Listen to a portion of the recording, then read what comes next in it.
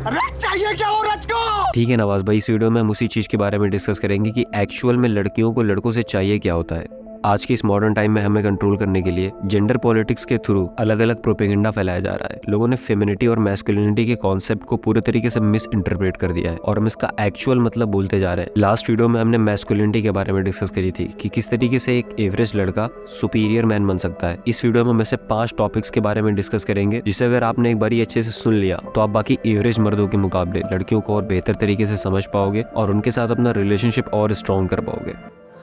आगे बोल। नहीं बता। First, she doesn't want you to analyse her. Problem solving masculine energy की सबसे बड़ी क्वालिटी होती है। जब भी कोई मर्द अपनी लाइफ में कोई प्रॉब्लम फेस करता है तो उसकी मैस्कुलिन एनर्जी उसे फोर्स करती है प्रॉब्लम को प्रॉपरली एनालाइज करके उसे जड़ से उखाड़ फेंकने में।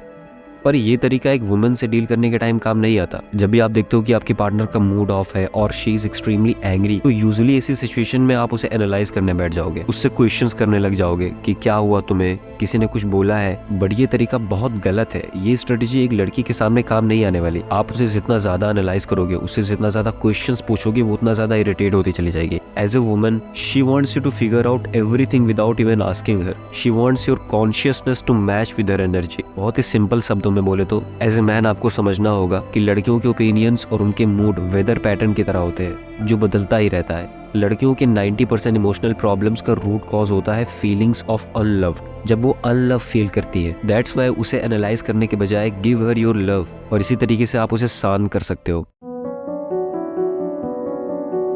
याद करो कि जब हम छोटे छोटे बच्चे थे तो कैसे लड़के एक दूसरे को चैलेंज करते रहते थे कि हिम्मत है तुम्हारे अंदर मुझसे रेस लगाने की, क्या तुम इस दीवार से उधर कूद जाओगे। Because this is how masculinity grow. हम लड़कों को पता होता है कि हम एक दूसरे को चैलेंज के थ्रू ही ग्रो कर सकते हैं। ह्यूमन साइकी का जो मैस्कुलिन पार्ट होता है वो ग्रो करता है चैलेंजेस से, और जो फेमिनिन पार्ट होता है वो ग्रो करता है प्रेज से। तारीफें जो होती है वो एक फेमिनिन का खाना होती है, और एक सुपीरियर मैन को ये बात पता होती है कि अगर उसे अपने पार्टनर में कोई चीज इंप्रूव करनी है तो उसे उस चीज की एडवांस में तारीफ करनी होगी। जैसे अगर वो चाहता है कि उसकी पार्टनर हेल्दी रहे, शेप में रहे, वो इससे ये नहीं कहेगा कि तुम्हें डिसिप्लिन होना पड़ेगा, तुम्हें जिम जाना पड़ेगा, तुम्हें जंक फूड अवॉइड करना पड़ेगा। नहीं, ऐसे एक लड़की इंसल्टेड फील करेगी। रेदर एक लड़की ये चाहती है कि आप उसे वैसे ही एक्सेप्ट करो जैसे कि वो है। वो चाहती है कि आप उसे प्रेज करो, उसकी तारीफें करो। इसीलिए एज ए सुपीरियर मैन आप उससे कहो कि जब तुम अपनी बॉडी मूव करती हो, पसीने से लथपथ रहती हो, तो मैं खुद को संभाल नहीं पाता। जब तुम फिजिकली ज्यादा एक्टिव रहती हो तो मेरा मन करता है मैं तुम्हें देखता ही रहूं। तो इस तरीके से वो अपना रूटीन फिक्स करेगी, अपनी डाइट पर ध्यान देगी। जो कुछ भी आपको उसमें इंप्रूव करना है तो मौका देख करके एडवांस में उस चीज की तारीफ करना शुरू कर दो, और देखो क्या होता है। डेविड अपनी book the way of superior man में लिखते हैं, जब कोई मर्द ये एक्सपेक्ट करने लग जाता है कि उसकी पार्टनर अपने लाइफ के हर डिसीजंस खुद ही ले लेगी और उसके रिजल्ट्स के लिए खुद ही रिस्पॉन्सिबल होगी, तो ऐसा करके वो बस अपनी रिस्पॉन्सिबिलिटी से भाग रहा होता है। एक लड़की चाहती है कि आप उसे अपनी मैस्कुलिन गिफ्ट्स यानी अपनी क्लैरिटी, डिसीजंस लेने की एबिलिटी, रिलेशनशिप को डायरेक्शन देने की एबिलिटी को उसे ऑफर करो। और जब आप ये रिस्पॉन्सिबिलिटी खुद नहीं लेते और अपनी मैस्कुलिन गिफ्ट्स को होल्ड करके बैठ जाते हो तो फिर रिलेशनशिप में वो स्पार्क नहीं रह जाता, क्योंकि रिलेशनशिप के बीच का स्पार्क बनाए रखने के लिए मैस्कुलिन और फेमिनिन के बीच की पोलैरिटी बनी होनी चाहिए। बट अभी आप अपनी मैस्कुलिन गिफ्ट प्रोवाइड नहीं कर रहे हो, अपनी मैस्कुलिन एनर्जी को रोक के बैठे हो, तो वो पोलैरिटी नहीं है, वो स्पार्क नहीं है। आपकी पार्टनर जो होगी वो खुद की मैस्कुलिन साइड को डेवलप करने लग जाएगी and slowly she will become her own man.